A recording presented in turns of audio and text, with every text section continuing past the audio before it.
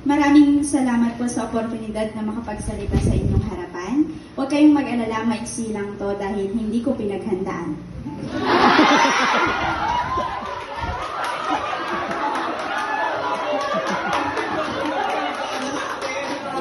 Moment ko to, okay lang.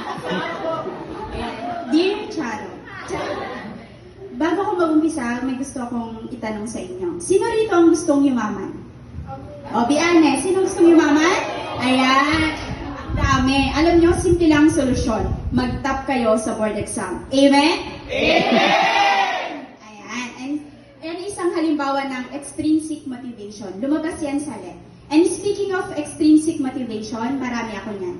Dahil marami akong naging tahanan o ang lugar kung saan ako tumatahan at nagiging payapa ang aking kalooban. Una, ang inang pamantasan. Partikular na ang pamilyang ito, ang pamilyang may utak, puso at aktibo. Ang nanginginig na ako. Ang major na ito ang naging tahanan ko sa loob ng pamantasan. Kinandili ng programang ito ang aking buong pagkatao. Minulat ako sa mga inobatibong kaalaman at kasanayang niyakap sa pagtututo, binihisan ng mga bagong estratehiya at metodo sa epektibong pagtuturo. Ginising ang nahihimbing kong kakayahan at talento, binusog ako ng mga pangaral na nakatataba ng puso at higit sa lahat, ginabayan ako sa mahusay na pagtugon sa mga hamong dala ng lipunang nagbabago. Nagpapasalamat ako dahil isa ako sa mga naging supling ni na Sir Jan, Sir Briggs, Ma'am Palting, Ma'am Sario at Ma'am Giyab na isa sa mga naging tulay kung bakit ko narating ang tagumpay na ito. Alam kong mahirap ang paglalakbay. Dahil papunta pa lang kayo, pabalik na ako. Di ba? Feeling matanda naman ako doon. Alam kong lahat kayo ay pagod na. Madalas makaramdam ng pagod na hindi maapuhap ang pahinga. Pero ang gusto ko lang maipayo ay magpatuloy ka. Dahil mas mahirap pagsisihan ang mga bagay na hindi mo nagawa kahit may pagkakataon ka. Kaya ngayon, bilang isang estudyante, enjoy nyo muna ang buhay. Dahil pag after graduation, pag nakagraduate na kayo, mas gugustuhin nyong bumalik sa mga panahong ang pinoproblema nyo lang ay mga requirements. Nagtapos ako bilang magna cum laude at after graduation, naging certified tambay with degree ako sa loob ng ilang buwan. Imagine yung mga friend ko may work na, tapos may jowa pa. Tapos ako sa bahay, tunganga, single pa. O, di ba? Ang saklap. Pero, alam nyo guys, sa halip na nag-review ako, nanood ako ng K-drama. Kasi mga gusto ko na talagang hiligin, pero wrong move yun. Sinunod ko yung payo ng mga magulang ko na deserve ko raw magpahinga. Kasi bilang isang masunuring anak, ayun nga, sinunod ko sila. Sila yung pangunahin kong tahanan. Fast forward tayo, October 15, 2023, nag-birthday ako ng hindi happy. Alam niyo kung bakit? Kasi nung mga panahong yon, nag-sink in na sa akin na 22 na pala ako. Tapos hindi ko pa alam kung saan patungo yung buhay ko. Di ba? Tapos, after nun, nagdasal ako. Kalain niyo yun, hindi ako sobrang maka-Diyos. Pero dininig yung prayer ko. November, naging tutor ako ng grade 4 at sinabay ko yun sa pag-review sa CBRC.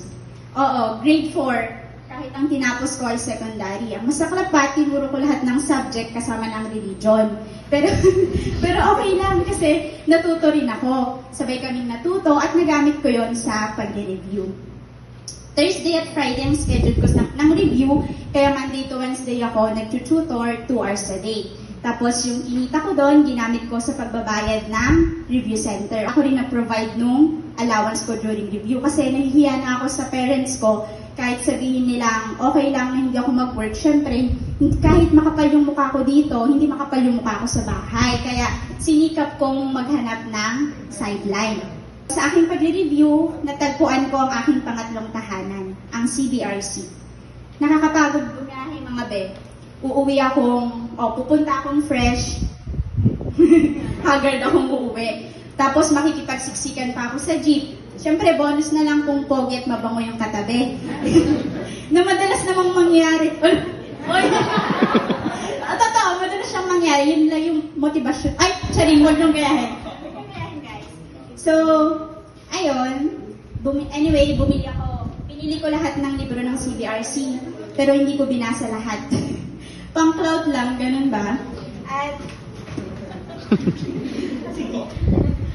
ang mantra ko kasi noon ay work smart, hindi work hard. At yun yung isang bagay na pinagsisisihan ko at ayaw kong ulitin ninyo o gawin din ninyo.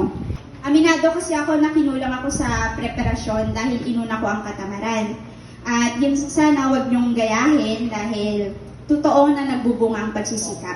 Huwag din kayong pakampante sa mga nalalaman ninyo. Hanggat may oras pa kayo, magbasa kayo. Sundin ang 10 utos ng Medjor. Magbasa. Ano? Magbasa. Huwag niyang ulitin. Okay? Hindi ko yung nasunod nung nagre-review ako, pero thankful pa rin ako dahil maganda yung foundation ng knowledge ko. Siyempre, dito sa PNU. Malaking tulong ang magandang pundasyon ng kaalaman sa pagsagot ng mga katanungan sa board exam. Kaya ngayon pa lang, seryosohin nyo ng pag-aaral para hindi na kayo mahirapan during review. Kasi during review, hindi ako yung sobrang tutok na tutok sa pagre-review, pero madali pong ma-absorb yung mga tinuturo sa amin kasi nga nasanay na ako dito sa ating pamantasan. Sa review center naman, tuturuan ka rin ng technique sa pagsagot sa mga tanong kasi sabi nga nila, nasa tanong na rin ang sagot. Kailangan mo lang ng matinding comprehension. Pero ang may papayo ko lang, kung kaya nung pumasok sa maraming review center, gawin ninyo. Marami online. Si Kuya Ruben, pwede mo siyang pagtanungan dyan. Pili ko kasi doon ako nagkulang dahil nag-focus ako sa isa lang kahit kaya ko namang pumasok sa iba. Sabi nga nila, mas maraming resources, mas maganda. Naging consistent. Hindi ito pagmamayabang pero gusto ko lang sabihin, naging consistent top-notcher din ako sa CBRC mula diagnostic hanggang pre-board exam. Top 3 ako sa buong cluster ng Isabela noong pre-board exam. 94.94 yung rating ko, sayang nga lang, hindi ko napanindigan nung final exam na. Siguro sabi ni Lord, pinatikim ko lang sa'yo, sa ibang bagay ka siguro magtatap, sabi na sa akin.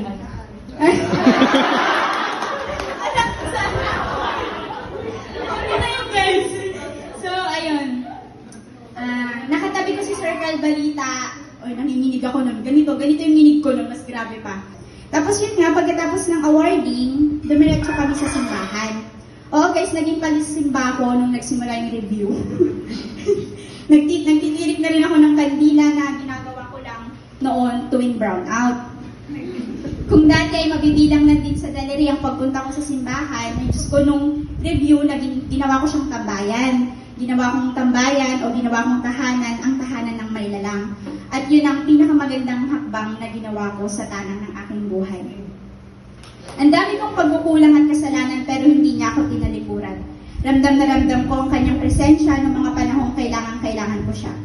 Doon ko napagtanto na kahit mabigat ang karanasan ay kayang mapagaan basta't maniwala ka lang na lagi kanyang ginagabayan.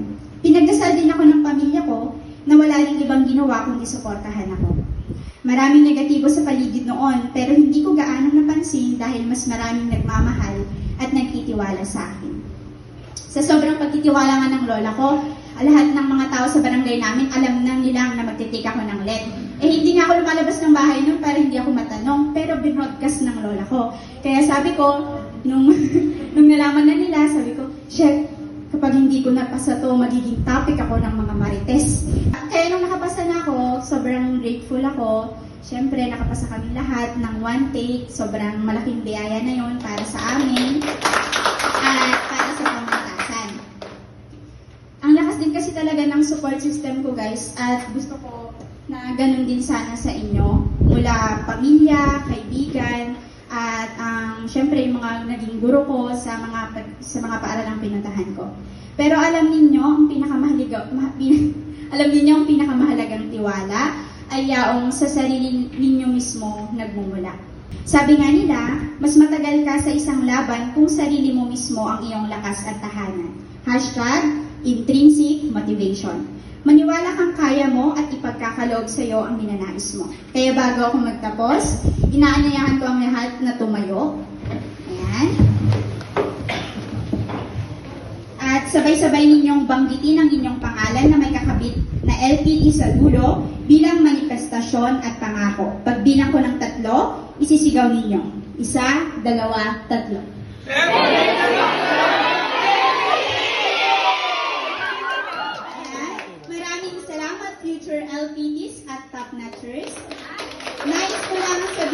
Yung, kuna kayo, kuna.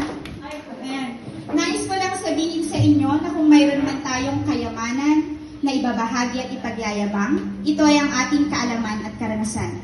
Ang ating pamilya at kaibigan, ang mga taong bumubuo sa paralang ating pinanggalingan, at higit sa lahat, ang matibay na pananampalataya sa may lalang. Major, isang paalala, mata sa tala, paa sa lupa. Maraming salamat.